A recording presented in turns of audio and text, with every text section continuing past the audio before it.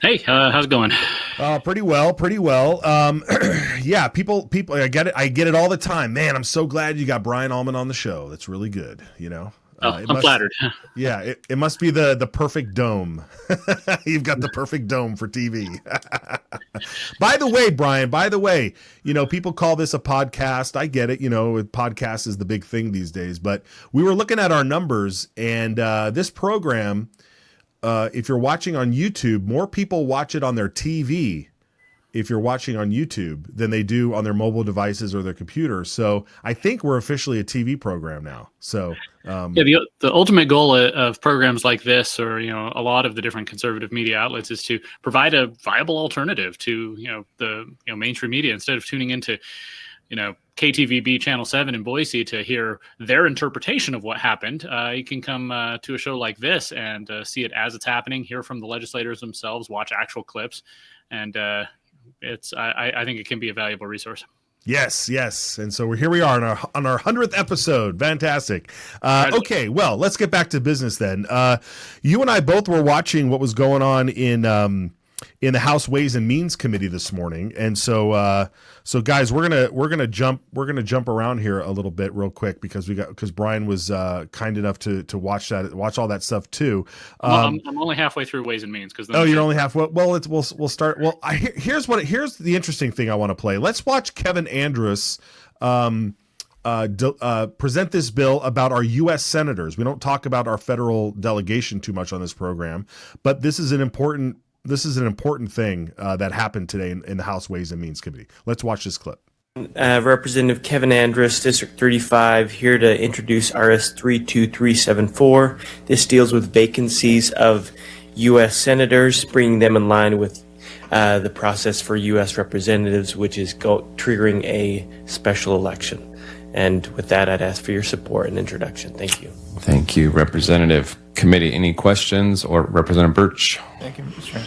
Chairman. Representative, so I'm looking at the language that's struck out here, and it says here, however, in the case a vacancy occurs in the position of senator within 30 days of any general election, no election for United States senator to fill such vacancy shall be held at such general election, which is news to me. So I'm kind of interested. With this change, what would actually happen if there was a vacancy, like within a month of or so of an actual general election? I'm just trying to play out the scenarios here. I don't have an objection to this. I'm really trying to understand what that would actually look like. Representative Andrus? Mr. Chairman, Representative Birch, Representative Tanner may have more insight, but I believe it would just go to an election unless we'd have to go look at 34-106. But if it could still get onto the election, the general election, it'll do that. Otherwise, it'll have to trigger a new one. Representative Tanner? Yes, for motion, and then I'll just clarification. Okay, go ahead. Move to introduce RS 32374. Okay, wish to speak to that? Yeah, I was going to speak to that motion. Just for clarification so if you go within that, so you're striking that one section out, but within 34-106 actually gives very specific details of the process that actually goes out. So this just is exactly what happens within the representatives, and we're just making sure that the Senate is brought in line with that. Yeah, there we go, Brian. So right now, if a congressman, there's a vacancy during the congressman's term, it triggers a special election. But apparently, for the Senate, that doesn't happen.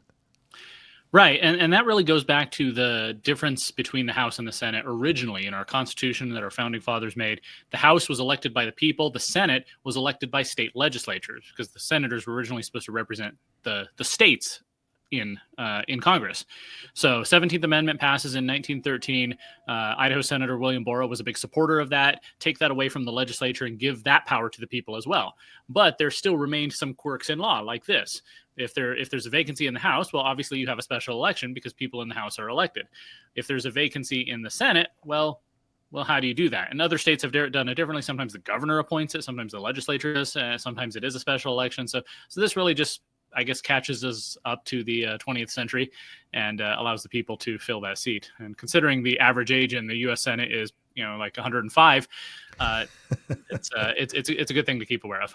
Yeah, absolutely. And I'm no fan of the 17th Amendment. I actually think that it took a lot of the power away from the states when the state legislatures could no longer appoint who their senator is.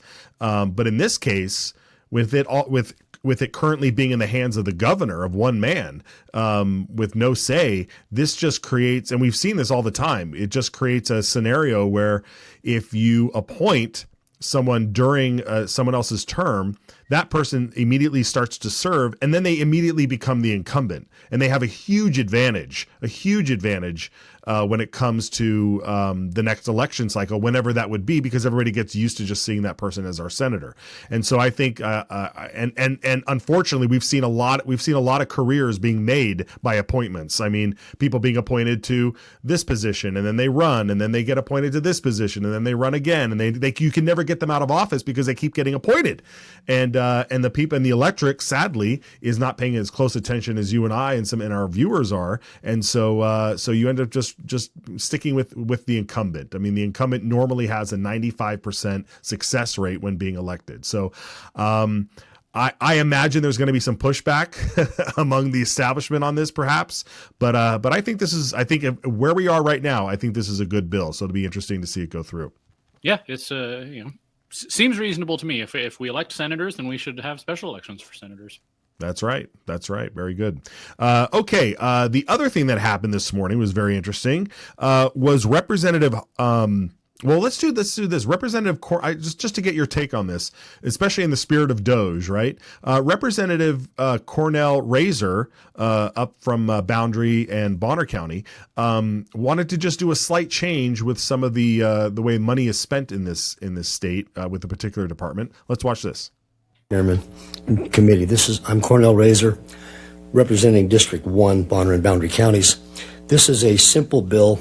Currently, the Idaho Housing and Finance Association oversees state, private, and federal assistance programs. This would place any federal grants through that program under the purview of JFAC, the Idaho budgeting process. Thank you, Representative.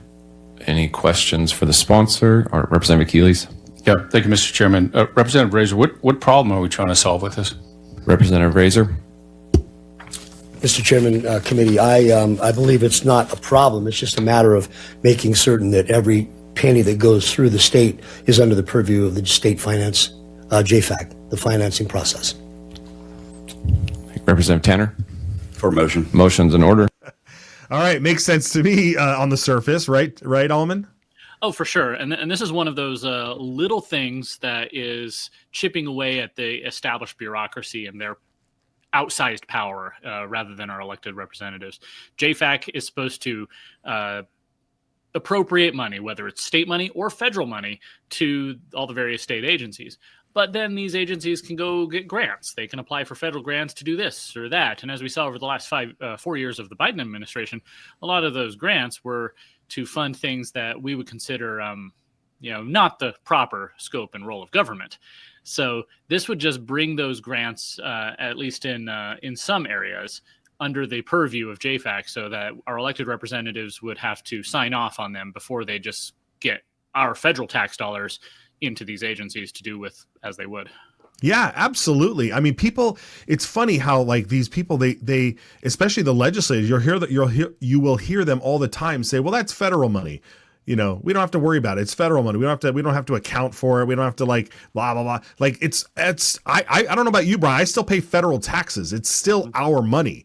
And I mean, absolutely. If there's federal grants coming into this program, or coming into this state, going to agencies for a program that JFAC or the legislature has no idea what it's for.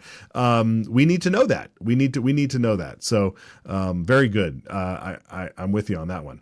All right. The other one that happened that we found interesting this morning was Representative Dale Hawkins showed up with a bill on immigration, which this felt like a big hammer, especially in light of some immigration policies or legislation that was introduced late last week, which I know you wrote about and had an article up. So let's watch Representative Hawkins present very briefly present what this bill would do, and then again another interesting exchange with the Democrats on this. If you guys can just play that back to back, that'd be great. So I'm here with this morning. This bill makes it illegal in Idaho for anyone to knowingly help, hide, or transport individuals that are in the United States illegally. Basically, this brings us into line with what the current administration is trying to accomplish across our country. And I'm just hoping for an introduction. There is some light changes. I met with the Germain chairman, and there was some changes he would have liked to have seen, and they are on the floor here. So, Chairman, Representative Hawkins, what input did you get from representatives of the agricultural community here in Idaho on this proposed legislation? Representative Hawkins. Mr. Chairman, Representative Birch, I did not. Representative Rubel. For a question, Mr. Chair? Go ahead. Thank you, Representative Hawkins. You mentioned that you were just seeking an introduction. Is it not your intention to try to seek a hearing on the merits on this bill this year? Representative Hawkins. Mr. Chairman, Representative Rebel, of course I want a hearing on this. Representative Rubel. Thank you. So, just to clarify, so you anticipate that there will be a full hearing on this, or that's the communications you've had? Representative Hawkins. Mr. Chairman, Representative Rebel, yes. Okay. Thank you, Representative. Committee, we have all right. So that bill went through as well. But Almon, I find it fascinating that this idea, like we want to make sure that no one is harboring or aiding and abetting illegal aliens. And then the first question from the Democrats is, have you talked to anybody in the ag industry about this? And he's just like, no. Yeah, there's this assumption within kind of the establishment in Idaho that we just have to accept that the ag industry needs a lot of foreign workers, including illegal aliens. As I keep repeating, the dairymen's industry lobbyist last year said that up to 70% of their workers would probably or possibly fail an audit of their citizenship papers, which means up to 70% of their workers could possibly be illegal aliens who are not actually authorized to work here. And their solution is to just legalize them. Well, they're already here, they're already working. Let's just sign off and make them allow them to work. And that's not what we voted for on November 5th last year. No, not at all. In the direct opposite. And this is what we want to see happen. I mean, these are the type of bills that we want to see happen. Real briefly though, the article that you did publish most recently on this issue, walk us through a little bit on what you were analyzing. So last week, Representative Jaron Crane introduced a bill that would create an Idaho guest worker program that would include allowing undocumented workers, illegal aliens, to apply to be guest workers under this program. Now, I spoke to him. He says it's not really intended to go anywhere. The point is to get the attention of the federal government so that they can fix the immigration system, because immigration really is controlled at the national level. It's controlled by the federal government.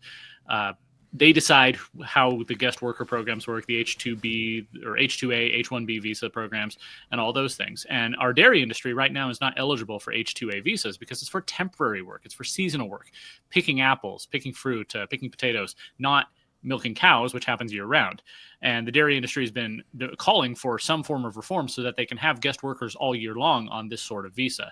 And so that's their perspective. But then there's another perspective that says, wait a second, should we be encouraging more foreign workers?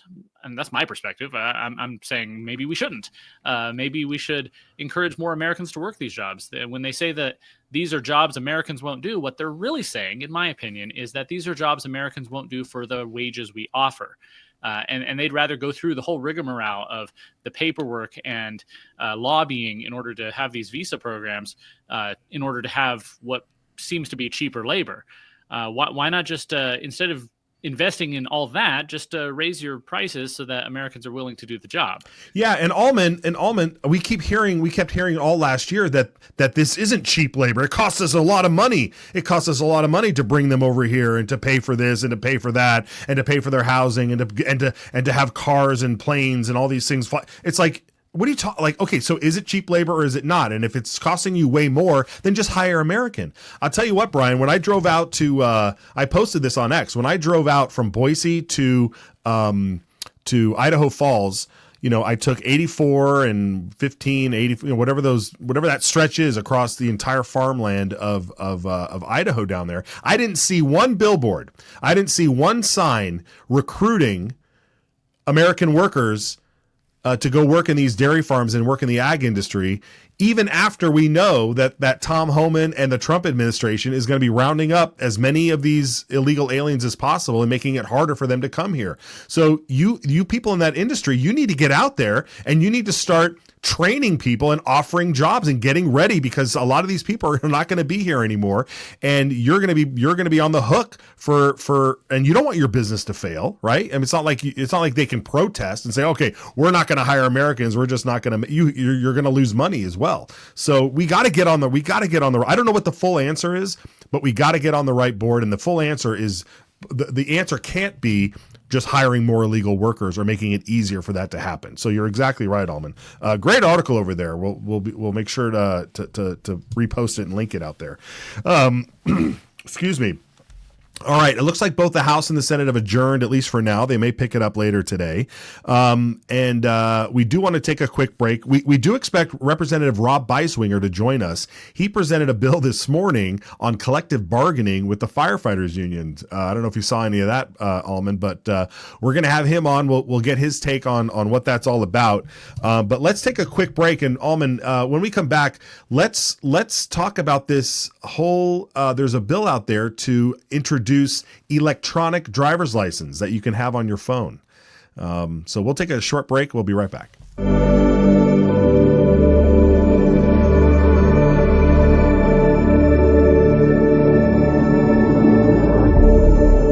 And that's exactly what happened. You want to pull the tape? You can pull the tape, because we now got video. The dictionary defines